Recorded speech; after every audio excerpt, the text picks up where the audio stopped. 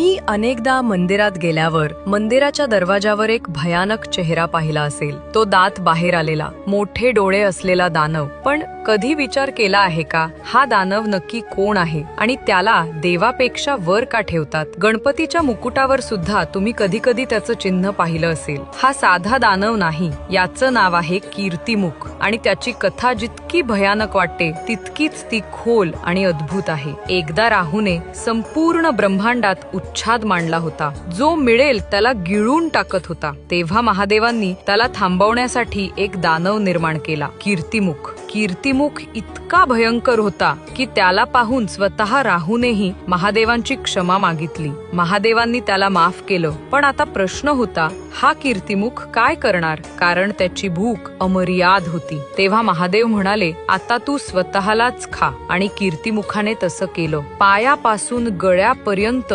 स्वतःलाच खाल्लं, पण भूक तरीही भागली नाही. तेव्हा त्याने महादेवांना विचारलं, आता काय करू? महादेव म्हणाले, आता तू मनुष्यांचा लोभ, क्रोध आणि वासना खा. तेव्हापासून कीर्तिमुखाला मंदिराच्या वरच्या बाजूला स्थान दिलं गेलं आणि त्याचा अर्थ खूप खोल आहे. जेव्हा आपण देवाकडे जाण्याचा प्रयत्न करतो तेव्हा सर्वप्रथम आपल्याला स्वतःच्या वासना, लोभ, क्रोध, अहंकार या दानवांना संपवावं लागतं. देवापर्यंत जाण्याचा दरवाजा कीर्तिमुखाच्या खालीच का असतो? याचं उत्तर इथेच आहे. कारण जोपर्यंत आपण स्वतःचा दानव हरवत नाही तोपर्यंत आपण देवापर्यंत पोहोचू शकत नाही.